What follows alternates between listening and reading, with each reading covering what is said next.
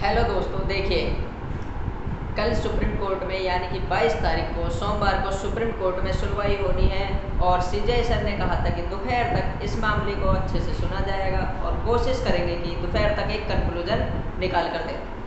देखिए, हमने जो एनटीए ने सेंटर वाइज डाटा रिलीज़ किया है, रिजल्ट रिलीज़ किया है, उससे काफ़ी एबनॉर्मेलिटीज़ देखी गई हैं। जैसे कि सीकर में काफ़ी ज़्यादा टॉपर्स हैं, बट कुछ कोचिंग्स वाले जैसे कि अनअकैडमी के कुछ टीचर्स कह रहे हैं कि ये डाटा जो है ये हो सकता है कि वो कोचिंग हब ऐसा नहीं होता, क्योंकि कोटा भी कोचिंग हब है, वहाँ पर इतने ज़्यादा नहीं है, सीकर में ही क्यों है।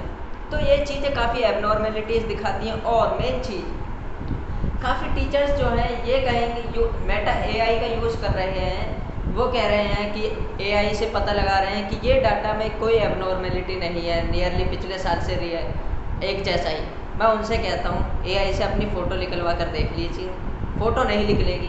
तो ये लोग भ्रम कर रहे हैं, भ्रम फैला रहे हैं, और इस चीज़ से ज़्यादा आप लोग ज़्यादा से ज़्यादा दूर रहें ऐसे टीचर्स से।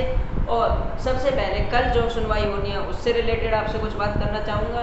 देखिए, कल जो सुनवाई होगी उसमें मेनली ये पॉइंट्स रखे जाएंगे कि सुप्रीम कोर्ट ने जो कहा था वो ये कहा था कि हम अब डाटा एनालिसिस यानी कि स्टैटिस्टिकल डाटा की मदद से ही पता कर पाएंगे कि पेपर मास लेवल पर लीक हुआ है या नहीं।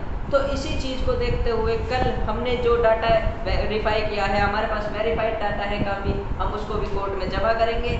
और जैसा कि हमारे लॉयर्स हैं वो इस चीज़ को ठीक से, हम उम्मीद करते हैं कि वो इसको इस बार बहुत कैडे तरीके से इस डाटा को रिप्रेजेंट करेंगे, जिससे कि हमारा केस स्ट्रॉन्ग रहे और हमें रेनिट का फैसला मिले और हमें जस्टिस मिल जाए। मैं आपसे उम्मीद कर सकता हूँ कि आप सभी सपोर्ट करें एंड कोई भी ऐसी कोई फेक वीडियो या फेक पोस्ट पर ध्यान ना दें। जैसे कि स्टूडेंट्स काफ़ी ऐसे होते हैं, कोई फेक पोस्ट डल गई उसी को वायरल करने लग जाते हैं। तो ऐसी चीज़ें ना करें, पहले उस चीज़ को सोचें, माइंडली उस चीज़ को सोचें, क्योंकि आप एक डॉक्टर्स बन रहे हैं। आप ऐसा नहीं है कोई भी नॉर्मल चीज़ देखते ही उसको तुरंत फैलाने लगे। सबसे पहले उसको वेरीफाइड कीजिए, सोचिए उसके बारे में, तब उसको किसी भी ग्रुप्स में या फिर कहीं पर भी वायरल कीजिए। अब बात करते हैं हम इस चीज़ से रिलेटेड कि आखिर कल हमें करना क्या। देखिए, सबसे पहले हमारा मेन मकसद है रेनिट। हमारी उम्मीद और हमारा जस्टिस सिर्फ रेनिट है, उसके अलावा कोई चांसेस नहीं है। क्योंकि आप भी देख चुके हैं इस साल कितने एमबीबीएस स्टूडेंट पेपर लीक मामले में पकड़े गए। अगर ऐसा ही चलता रहा, इस साल अगर फेक डॉक्टर्स बन गए, तो यही डॉक्टर्स जिन्होंने पेपर खरीदे हैं पैसे खर्च कर करके, वो अपना पैसा अगले साल निकालने के लिए वो भी पेपर लीक कराएंगे। तो जिस तरीके से इस बार एमबीबीएस डॉक्टर्स पकड़े गए हैं या एमबीबीएस स्टूडेंट्स पकड़े गए हैं, वैसे ही अगले साल भी ये एमबीबीएस स्टूडेंट ऐसा ना हो कि ये भी पेपर लीक कराएं और अगले साल मास लेवल पर और ज़्यादा हो।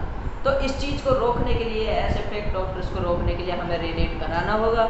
और जो रेनेट के अपोज कर रहे हैं, मैं जानता हूँ आपको भी दोबारा पढ़ना पड़ेगा, मेंटल स्ट्रेस सभी पर होगा, बट आप ये सोचिए कि हमारे देश के एजुकेशन सिस्टम को अगर सुधारना है, अगर हमारे देश के हेल्थ सिस्टम को बिगाड़ना नहीं है, उसे बेटर बनाना है, तो रेनेट हमारे पास एक ऑप्शन है। क्योंकि इसके अलावा कोई और ऑप्शन नहीं है। जो ऑप्शन थे, अगर आपके पास ऑप्शन है तो आप बता दीजिए कि कहाँ से ऐसे जो पेपर लीक से आए हैं उन्हें कैसे निकालें।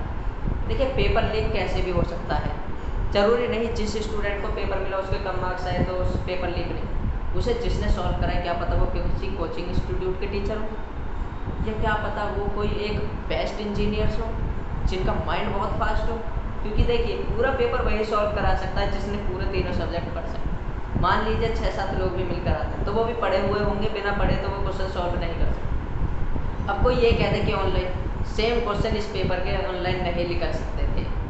क्यों? क्योंकि ये सारे क्वेश्चन पहले से किसी ने नहीं डाल रखे, जैसे कि डाल देते हैं गूगल्स पर आ जाते हैं, बट सेम क्वेश्चंस नहीं आते। तो ये उम्मीद मत कीजिए कि ऑनलाइन उन्होंने सारे आंसर्स निकाले, तो उसे सॉल्व भी किया होगा किसी ने। जिन्होंने सॉल्व किया होगा वो किसी कोचिंग इंस्टीट्यूट के हुए और उन्होंने अपने स्टूडेंट को प्रैक्टिस सेशन के बहाने से वो क्वेश्चंस कराए होंगे, तो वो हमारे लिए बहुत हार्मफुल है।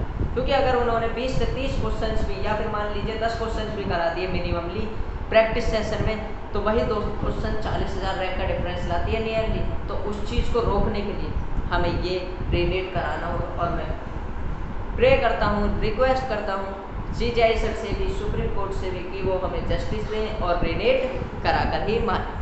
Thank you. आप इस वीडियो को ज़्यादा से ज़्यादा शेयर करें एंड लाइक करें, और कल होप्स रखते हैं, प्रे करें कि कल हमें जस्टिस मिले और रेनेट हो।